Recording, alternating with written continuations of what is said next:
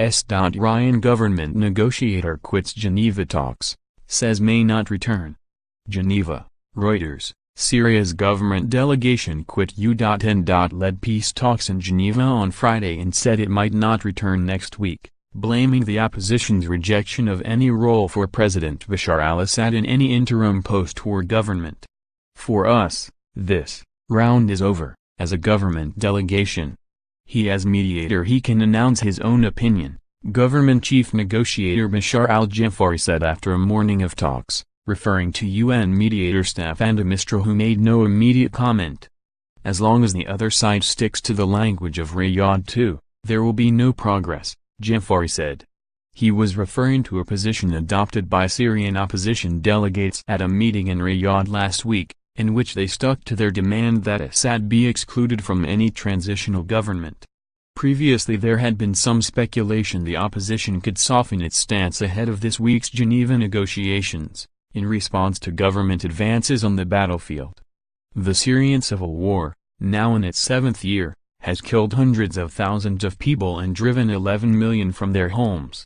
So far all previous rounds of peace talks have failed to make progress, faltering over the opposition's demand Assad leave power and his refusal to go. Pressed whether the government delegation would return to Geneva next week, Jafari replied, "Damascus will decide." Jafari said the statement insisting Assad leave power that was adopted by the opposition in Riyadh ahead of this week's peace talks was a mine on the road to Geneva, and the opposition had purposefully undermined the negotiations.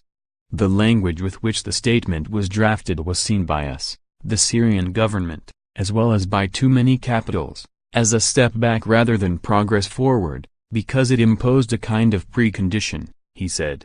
The language is provocative, irresponsible, politically speaking, and goes beyond the hopes of the Syrian people in this kind of talks. The opposition, which held brief talks separately later with UN officials, rejected the charge that it was seeking to undermine the talks, and said it sought a political solution. "We have come to this round with no preconditions," opposition spokesman al-Assad told reporters on arrival. Now, not coming back is a precondition in itself. It's an expression or a reflection of a responsibility towards people who have been suffering for 7 years now, Assad said. S.yrian, the opposition delegation chief, said earlier on Friday that his side had come to Geneva for serious, direct negotiations with Assad's government.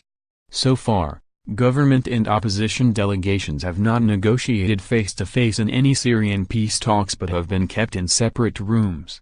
"We call on the international community to put pressure on the regime to engage with this process," Assad said in a statement.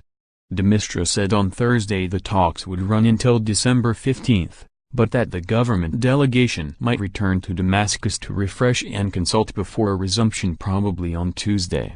Reporting by Staffan de Mistura, Issam Abdallah and Cecile Mantovani in Geneva. Additional, reporting by Lisa Barrington in Beirut, writing by Tom Miles, editing by Mark Heinrich and Peter Graff.